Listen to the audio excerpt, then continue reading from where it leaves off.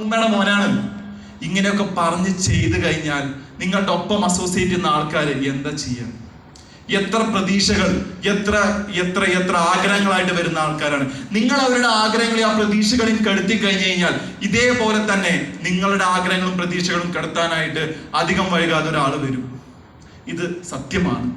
നമ്മൾ എന്ത് ചെയ്യുന്നുവോ അതേ നമുക്ക് കിട്ടും. നിങ്ങൾ നല്ലൊരു ലീഡർ ആണെങ്കിൽ നിങ്ങൾ ചെയ്യേണ്ട കാര്യം ഇത്രയേ ഉള്ളൂ. നിങ്ങളുടെ കൂടെ വരുന്നത് ആരാണോ, അവർ ഏത് ജാതിയാണോ, ഏത് മതമാണോ, ഏത് ക്വാളിഫിക്കേഷൻ ആണോ നോക്കാതെ അവർക്ക് വേണ്ട സപ്പോർട്ട് കൊടുത്താൽ മാത്രമേ നിങ്ങൾക്ക് ജീവിക്കാൻ പറ്റൂ. കാരണം ഈ ബിസിനസിന്റെ സിദ്ധാന്തം അതാണ്. നിങ്ങൾ ആരെ രക്ഷപ്പെടുത്തുന്നുവോ ആ രക്ഷപ്പെടുത്തലിലൂടെ മാത്രമേ നിങ്ങൾക്ക് വരുമാനം കിട്ടൂ.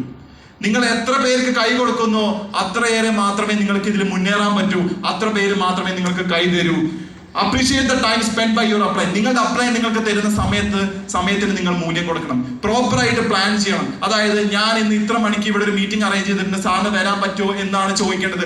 അല്ലാതെ സാറ് വരൂ നമുക്ക് നോക്കാമെന്നല്ല, സാറിന് സൗകര്യമുള്ളപ്പോൾ വരൂ നമുക്ക് നോക്കാമെന്നല്ല. കാരണം അദ്ദേഹത്തിന്റെ സമയത്തിന് വിലയുണ്ട്. അതുകൊണ്ട് തന്നെ appreciate the time spend by your upline. He or she is not your messenger. അവർ നിങ്ങളുടെ ദൂതന്മാരല്ല, അവർ നിങ്ങളുടെ കൊറിയർ ഏജന്റ് അല്ല, അവർ നിങ്ങളുടെ ഡെലിവറി ബോയ് അല്ല. അവർക്ക് വ്യക്തമായിട്ട് ഈ ബിസിനസ്സിൽ ഒരു പ്ലാൻ ഉണ്ട്. അത് അച്ചീവ് ചെയ്യാൻ നിരന്തരം ഓടുന്ന ആൾക്കാരാണ്. അവരുടെ സമയത്തിന് നമ്മൾ വില കൽപ്പിച്ചിട്ട് വേണം നമ്മൾ അവരെ വിളിക്കാൻ വേണ്ടിയിട്ട്. ഒരു സ്ഥലത്ത് 5 പേരേ ഉള്ളൂ. നിങ്ങൾ തുടക്കക്കാരനാണെങ്കിൽ ശരിയാണ്, പക്ഷേ നിങ്ങളൊരു റോയൽറ്റി ലെവലൊക്കെ എത്തിയ ആൾക്കാരാന്ന് വെച്ചാൽ വെറും 20 പേർക്ക് ക്ലാസ് എടുക്കാൻ വേണ്ടി എന്തിനാണ് ടെക്നിക്കൽ അച്ചീവർ വേണ്ടത്? ചോദിക്കണം, നിങ്ങളോട് ചോദിക്കണം. സ്വന്തമായിട്ട് ചെയ്തൂടെ? ചെയ്യേണ്ട സമയം അതിക്രമിച്ചു കഴിഞ്ഞു. Don't be jealous of others. അനാവശ്യമായിട്ട് നമ്മൾ മറ്റൊരാളുടെ നിന്ന് എന്തെങ്കിലും വേണം, അല്ലെങ്കിൽ അവരെ ഇത്രയും സമ്പന്നരായി എനിക്ക് ആവാൻ പറ്റുന്നില്ലല്ലോ, അത്തരത്തിലുള്ള കോംപ്ലക്സുകളൊന്നും വേണ്ട. നിങ്ങൾ ഇത്ര ആലോചിച്ചാൽ മതി. നിങ്ങൾ റോഡിൽ കൂടെ പോകുമ്പോൾ നല്ലൊരു വാഹനം പോകുന്നുണ്ട്. ആ വാഹനത്തിനുള്ളിൽ ആരാ ഉള്ള ഇല്ലേ എന്നൊന്നും നിങ്ങൾ നോക്കുന്നില്ല. നിങ്ങൾ ആഗ്രഹിക്കുന്ന കാര്യം ഇത്രയേ ഉള്ളൂ, ആ വാഹനം എന്റെ കയ്യിൽ ഉണ്ടായിരുന്നെങ്കിൽ ഞാൻ നല്ല രീതിയിൽ പോയേനെന്ന്. അപ്പൊ നമ്മൾ സത്യം പറഞ്ഞ് ആഗ്രഹിക്കുന്നത് ആ വാഹനത്തെയാണ്, അല്ലാതെ ആ വ്യക്തിനെ അല്ല. അതുകൊണ്ട് തന്നെ അനാവശ്യമായിട്ടുള്ള ജലസി നമ്മൾ കൊണ്ടുവയ്ക്കേണ്ട ആവശ്യമില്ല. Don't treat your subordinates as your employer servants. ഇവിടെ നിങ്ങളുടെ ഒപ്പം അസോസിയേറ്റ് ചെയ്യുന്ന ഡൗൺലൈൻസ് നിങ്ങൾ പറയുന്നതും കേട്ട് അതേപോലെ ചെയ്യുന്ന ആൾക്കാരാണ് എന്ന് വെച്ച് അവര് നിങ്ങളുടെ അടിമകളല്ല. അവര് നിങ്ങളുടെ അടിമകളല്ല. കാരണം ഈ ബിസിനസ്സിൽ എല്ലാവരും തുല്യരാണ്. ഈ ബിസിനസ് തരുന്ന ആശയം അത് തന്നെയാണ്. അവര് നിങ്ങളുടെ എക്സ്പീരിയൻസിൽ നിന്ന് പഠിക്കാനാണ് വന്നിരിക്കുന്നത്. ആ പഠിപ്പിന് വേണ്ടിയിട്ട് അവർ നിൽക്കുമ്പോൾ നിങ്ങൾ അവരെ അടിമകളായിട്ടല്ല കാണേണ്ടത്, സഹോദരന്മാരും സഹോദരികളുമായിട്ടാണ് കാണേണ്ടത്. ഇവിടെ നോക്കൂ, എന്താണ് യഥാർത്ഥ leadership? Successful people never reach their goals alone. നിങ്ങൾ ആലോചിച്ച് നോക്കൂ, ഇന്ന് രത്തൻ ടാറ്റ ആണെങ്കിലും ആമസോൺ ആണെങ്കിലും ഏത് വലിയ കമ്പനി എടുത്താലും ഒരു ഒറ്റ വ്യക്തി വിചാരിച്ചുകൊണ്ടല്ല ഇത്ര സംഭവിച്ചത്. ആ വ്യക്തി ഒരു ആശയം ഇട്ടു, അതായിട്ട് ബന്ധപ്പെട്ട് ഒരുപാട് പേര് വന്നു, അവരൊരു കൂട്ടപരിശ്രമത്തിന്റെ ഭാഗമായിട്ടാണ് ഇന്ന് ഇത്രയും വലിയ ബിൽഡിംഗ്, ഇത്രയും വലിയ സാമ്രാജ്യം പണിതുയർത്തത്. അങ്ങനെ നോക്കുകയാണെങ്കിൽ നിങ്ങൾ ഇന്ന് ഒരാളെ സഹായിച്ചു കഴിഞ്ഞാൽ നിങ്ങളെ നാളെ സഹായിക്കാൻ ഒരുപാട് പേരുണ്ടായിരിക്കും, ഒരുപാട് കൈകൾ ഉണ്ടായിരിക്കും. When you lend a hand to the needy, അത്യാവശ്യക്കാർക്ക് നിങ്ങൾ ഒരു കൈ കൊടുത്തു കഴിഞ്ഞാൽ in your need, നിങ്ങൾക്ക് അത്യാവശ്യം വരുന്ന ഒരു സമയത്ത് 1000 കൈകൾ നിങ്ങളെ തേടി വരും. ഇന്ന് മൂർത്തി സാർ പറയുകയാണ് എനിക്ക് ഈ ബിസിനസ് വേണ്ട എന്ന് പറഞ്ഞാലും ഇന്ന് മൂർത്തി സാർ അവിടുന്ന് കയറി വരുമ്പോൾ നമ്മൾ എല്ലാവരും അദ്ദേഹത്തെ എടുത്തുകൊണ്ട് ഒരാളെ സ്പിരിറ്റ് നമ്മുടെ ഉണ്ടെന്ന് വെച്ച് കഴിഞ്ഞാൽ അതിന്റെ അർത്ഥം ഒന്ന് മാത്രമേ ഉള്ളൂ, അദ്ദേഹം നമ്മളെ കൈ പിടിച്ചുയർത്തി. ഇതേ കൈകൾ അവരെ പിടിച്ചുയർത്തുകയാണ്. ഇനി എത്രയോ ലെവൽ വേറെ കയറാനുണ്ട്, കമ്പനി ഇനിയും പിന്നുകൾ തരാനുണ്ട്. ഓക്കെ,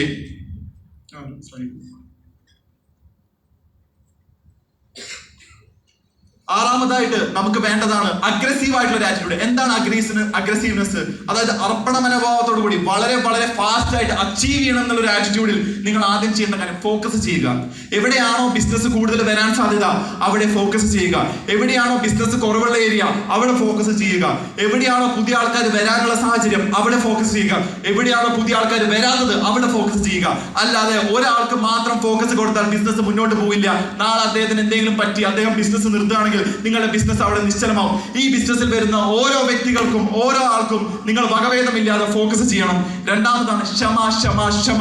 ഈ ബിസിനസ്സിൽ നിങ്ങൾക്ക് ഏറ്റവും കൂടുതൽ വേണ്ടത് ക്ഷമയാണ്. നിങ്ങളെ പുച്ഛിക്കുന്നതും നിങ്ങളെ ചീത്ത പറയുന്നതും നിങ്ങൾ പുറംതിരിഞ്ഞ് നിന്ന് കഴിഞ്ഞാൽ നിങ്ങളെ ചീത്ത പറയുന്ന ആൾക്കാരായിട്ട് ഇഷ്ടം പോലെ ആൾക്കാരുണ്ടായിരിക്കും. നിങ്ങളുടെ ടീമിൽ തന്നെ ചിലപ്പോൾ നിങ്ങൾക്ക് ഒരു പക്ഷേ റെസ്പെക്ട് ഉണ്ടാവില്ല.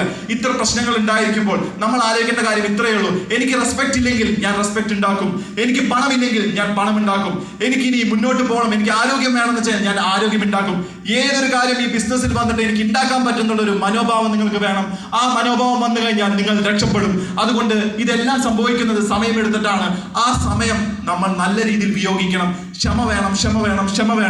മൂന്നാമതാണ് ഏതൊരു കാര്യം ചെയ്യുകയാണെങ്കിലും സത്യസന്ധമായിട്ട് ചെയ്യണം.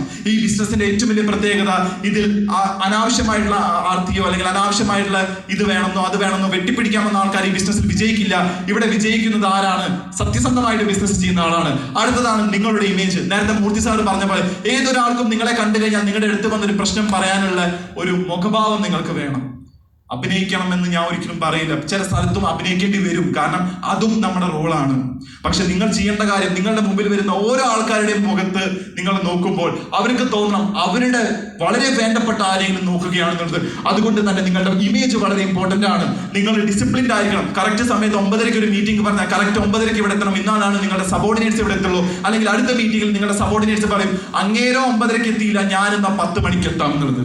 ഹെൽപ്പിംഗ് മെന്റാലിറ്റി, ആൾക്കാരെ സഹായിക്കാനുള്ള ഒരു മെന്റാലിറ്റി വേണം. കാരണം നിങ്ങൾ ഇന്ന് സമൂഹത്തിൽ പോയി കഴിഞ്ഞാൽ നിങ്ങളുടെ കയ്യിൽ കാശില്ല, നിങ്ങൾക്ക് വേണ്ട വിധത്തിൽ ഇമേജ് ഇല്ല, നിങ്ങൾക്ക് വേറെ ആൾക്കാരുമായിട്ട് കോൺടാക്ട് ഇല്ല. RCMൽ വന്നു കഴിഞ്ഞാൽ കോൺടാക്ട് ഉണ്ട്, കാശുണ്ട്, നല്ലൊരു അംഗീകാരമുണ്ട്. ഇത് വെച്ചിട്ട് നിങ്ങൾക്ക് എത്ര പേര് വേണമെങ്കിലും സഹായിക്കാൻ പറ്റും. Personally use the product. ഏറ്റവും അത്യാവശ്യം സ്വന്തമായിട്ട് ഉൽപ്പന്നങ്ങൾ ഉപയോഗിച്ചിട്ട് മാത്രം അത് പ്രൊമോട്ട് ചെയ്യുക.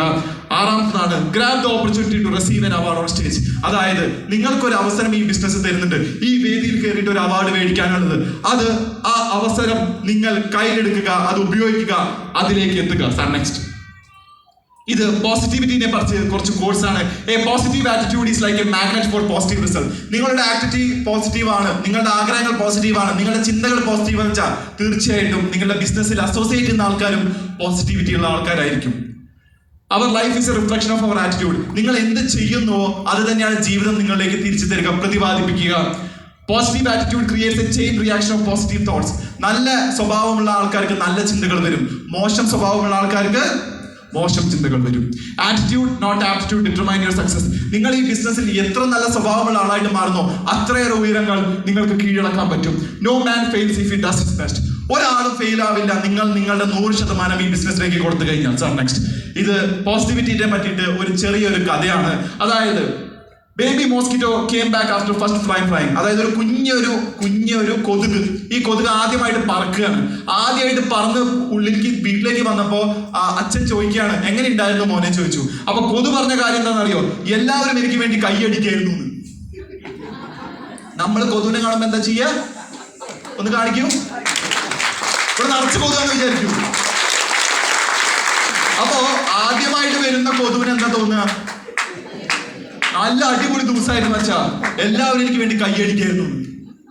അപ്പോ ഒരു വിഷയത്തെ നമ്മൾ കാണുന്ന മനോഭാവം എങ്ങനെയാവണോ അത് ഇതുപോലെ ആവണം.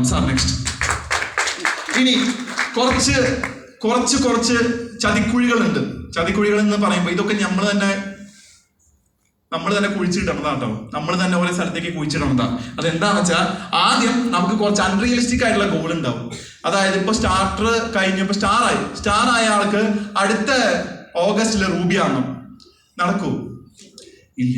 അൺറിയലിസ്റ്റിക് ആയിട്ടുള്ള സ്വപ്നങ്ങൾ നമ്മൾ വെച്ച് കഴിഞ്ഞാൽ റിസൾട്ട് എന്തായിരിക്കും? അൺറിയലിസ്റ്റിക് ആയിരിക്കും. അതിലൊരു യാഥാർത്ഥ്യം, ഒരു സത്യം ഉണ്ടാവില്ല.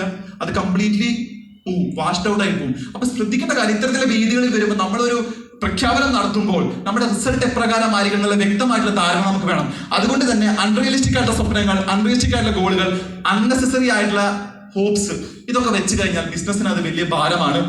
രണ്ടാമത്തെ point, frequent comparison with others and losing confidence. മറ്റൊരാളുടെ ബിസിനസ് നോക്കിയിട്ട് കമ്പാരിസൺ ചെയ്യുക. അതായത് 30-ാം തീയതി ആകുമ്പോൾ എല്ലാവർക്കും ഉള്ള ഒരു പരിപാടിയാണ്. നമ്മുടെയൊക്കെ കഴിഞ്ഞിങ്ങനെ ഇരിക്കുക, ഇനി പ്രത്യേകിച്ച് കത്താം മത്താപ്പം പൂത്തിരിയൊന്നും ഇല്ല.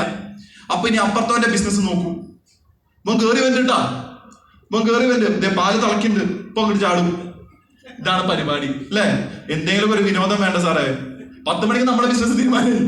10 മണിക്ക് ബിസിനസ് ഒക്കെ കഴിഞ്ഞിട്ട് 12 മണി വരെ സമയം പോണ്ടേ? അപ്പൊ മറ്റൊരാളുടെ ബിസിനസ് ഇങ്ങനെ നോക്കൂ. ഈ മാസം എത്തില്ല. എന്തെങ്കിലും ഉപകാരം ഉണ്ടോ? ഒരു ഉപകാരമില്ല. പക്ഷെ നമുക്കൊരു മനസുഖം. എന്നിട്ട് നമ്മളിങ്ങനെ ആകെ വേവലാതി അടിച്ചിങ്ങനെ കിടക്കും രാത്രി. അടുത്ത മാസം എത്തും തോന്നില്ലേ, നല്ല ഗ്രോത്താ. അയാള് ഗ്രോ ആയിക്കോട്ടെ, നമുക്ക് സമയം കുറവൊന്നുമില്ലല്ലോ, നമുക്ക് അവസരത്തിന് കുറവൊന്നുമില്ലല്ലോ, നമുക്ക് ചുണക്കുട്ടികളുടെ കുറവൊന്നുമില്ലല്ലോ. നമ്മൾ അടുത്ത മാസം പിടിച്ചെടുക്കും, അത്രേ ഉള്ളൂ. അപ്പോ ഫ്രീക്വന്റ് കമ്പാരിസൺ വിത്ത് അതേഴ്സ്, ഇത് ചെയ്യേണ്ട ആവശ്യമില്ല. അനാവശ്യമായിട്ടുള്ള കാര്യം. ആ സമയം നിങ്ങൾ വേണമെങ്കിൽ തെങ്ങിന് 2 തളപ്പെടുത്തോളൂ. ഞാൻ തമാശ പറയാം, കാര്യമായിട്ട് പറയാം. അതുകൊണ്ട് എന്തെങ്കിലും ഉപകാരം ഉണ്ടാവും. നിങ്ങൾ മറ്റൊരാൾ എന്തായി എങ്ങനെയാണെന്ന് നോക്കേണ്ട ആവശ്യമൊന്നുമില്ല. നമ്മുടെ ജീവിതത്തിൽ എന്തെങ്കിലും ആയിട്ടുണ്ടോ അത് ആദ്യം നോക്കുക. കാരണം നമ്മുടെ മക്കൾ നോക്കുക, മറ്റേ ആൾ എന്തായിരുന്നല്ല, എന്റെ അച്ഛൻ എന്തായിരുന്ന നോക്കുക. എന്റെ അമ്മ എന്താണ് നോക്കുക. അങ്ങനെ എനിക്ക് നോക്കിക്കഴിഞ്ഞാൽ എനിക്ക് പറയാനുണ്ട്, എന്റെ അച്ഛൻ സ്റ്റാർ എമറാൾഡ്, എന്റെ അമ്മ എമറാൾഡ് എന്ന് പറയാനുണ്ട്. എന്റെ അങ്കിള് സഫയറാണ്, മറ്റൊരു സ്റ്റാർ എമറാൾഡ് എനിക്കുണ്ട്. എന്റെ ഫാമിലിയിൽ രക്തങ്ങളാണ്, എന്റെ ഫാമിലിയിൽ മുത്തുകളാണ്, ഒഴുകാണ്. അപ്പോ ഫ്രീക്വന്റ് ആയിട്ട് കമ്പാരിസൺ നമ്മൾ ആദ്യം നിർത്തുക. പിന്നെ ഈ കമ്പാരിസൺ ആർക്കുള്ളതാണെന്നറിയോ? ഈ സീരിയല് കാണിക്കുമ്പോൾ അമ്മായിയമ്മമാര് പറയും, അവളുടെ അപ്പുറത്തെ വീട്ടിലെ മരുമോളി എന്താ, നീ കണ്ടില്ലേ, നീ എന്ത് ചെയ്താലും ഒരു സുഖമില്ല. ഇതൊക്കെ കണ്ടിട്ടാണ് മനസ്സ് മലിനീകരിക്കുന്നത്. നമ്മുടെ ആർസിന്റെ ഒരു ഗുണം കേട്ടോ, 6 മണി തൊട്ട് 8 മണി വരെ TV അവിടെ ഓണാവില്ല. അത് നല്ലൊരു കാര്യമാണ്. അപ്പോ മൂന്നാമതാണ് turning down opportunities to succeed. അതായത് ഇതിൽ നമ്മൾ മനസ്സിലാക്കേണ്ട കാര്യം, turning down opportunity to succeed. ചെറിയ അവസരങ്ങൾ നമ്മളെ തേടി വരുമ്പോഴും നമ്മൾ എപ്പോഴും ലക്ഷ്യം വെക്കേണ്ടത് വലിയ അവസരങ്ങളിലേക്കാണ്. വലിയ പ്ലാനിംഗ് ആണ് നമുക്ക് വേണ്ടത്, വലിയ വിഷനാണ് വേണ്ടത്. ചെറിയ അവസരങ്ങൾക്ക് വേണ്ടി നമ്മൾ വിജയം കാത്തു നിന്ന് കഴിഞ്ഞാൽ ആ വലിയ അവസരങ്ങൾക്കുള്ള ബസ് നമ്മൾ പോകും. അപ്പൊ ശ്രദ്ധിക്കേണ്ട കാര്യം, നിങ്ങളുടെ ടീമിൽ ചെറിയ അച്ചീവ്മെന്റ്സ് ഉണ്ടാവും, അത് തീർച്ചയായിട്ടും കൊണ്ടുവരണം എന്ന് മാത്രമല്ല, അതിൽ മാത്രം ഫോക്കസ് ചെയ്യാതെ അടുത്ത മാസത്തേക്കുള്ള ഒരു വലിയ പ്ലാനിങ് നമ്മൾ എപ്പോഴും മനസ്സിൽ വെക്കണം. നാലാമതാണ് taking all the blame or blaming others 100%. ഒന്നില്ലെങ്കിൽ നിങ്ങൾ സ്വന്തമായിട്ട് എല്ലാ ബ്ലെയിം എടുക്കുക, അല്ലെങ്കിൽ 100% മറ്റാളെ ബ്ലെയിം ചെയ്യുക. ഇതിലേതെങ്കിലും ഒന്നാണ് പൊതുവെ നടക്കാറ്. ഇത് രണ്ടുമല്ല വേണ്ടത്, ഇതിന്റെ ഇടയിലുള്ള കാര്യമാണ് വേണ്ടത്. അതായത് പ്രാക്ടിക്കലായിട്ട് നമ്മൾ ചിന്തിക്കണം, ഈ മാസം എന്തുകൊണ്ട് ബിസിനസ് മുന്നോട്ട് പോയില്ല. കുറച്ച് പ്രശ്നങ്ങൾ എവിടെയോ പറ്റിയിട്ടുണ്ട്, കുറച്ച് വീഴ്ചകൾ എന്റെ ഭാഗത്ത് പറ്റിയിട്ടുണ്ട്, കുറച്ച് വീഴ്ചകൾ ആ ഭാഗത്ത് നിന്ന് പറ്റിയിട്ടുണ്ട്. അതെന്താണെന്നുള്ളത് ഒരുമിച്ചിരുന്ന് പരിഹരിച്ചിട്ട് വേണം മുന്നോട്ട് പോകാൻ വേണ്ടിയിട്ട്. Didn't follow companies policies and statement. കമ്പനിയുടെ പോളിസികളും സ്റ്റേറ്റ്മെന്റും ഫോളോ ചെയ്തില്ല. ജോയിനിങ് ചെയ്യുമ്പോൾ എന്താ വേണ്ടെന്ന് അറിയില്ല, എല്ലാ കാർഡും മേടിക്കും, ആധാർ കാർഡും എന്തിന് മറ്റേ മുദ്രപത്രം വരെ മേടിച്ചുകൊണ്ടിരും. എന്നിട്ട് പറയും, സാറേ ഇതിൽ ഏത് അപ്ലോഡ് ചെയ്യണ്ടേ ചോദിക്കും. എന്നിട്ട് അപ്ലോഡ് ചെയ്യണതോ സാറ് നേരത്തെ പറഞ്ഞ പോലെ ആനപ്പുറത്തിരിക്കുന്ന ഫോട്ടോ. പിന്നെ DCG ഇത് കണ്ടിട്ട് ഗംഭീര അവപ്പ കയറും. സെക്കൻഡുകൾക്കുള്ളിലാണ് ഇത് പ്രോസസ് ആവുന്നത്, സെക്കൻഡുകൾക്കുള്ളിൽ. അപ്പൊ നമ്മൾ എന്താ ചെയ്യുക, നമ്മൾ കറക്റ്റ് ആയിട്ട് കമ്പനി പറഞ്ഞ കാര്യങ്ങളെ വ്യക്തമായിട്ട് പഠിച്ചിട്ട് വേണം ചോദ്യം ചെയ്യാനും അത് മനസ്സിലാക്കാനും. പിന്നെയുള്ളതാണ് ഈ 5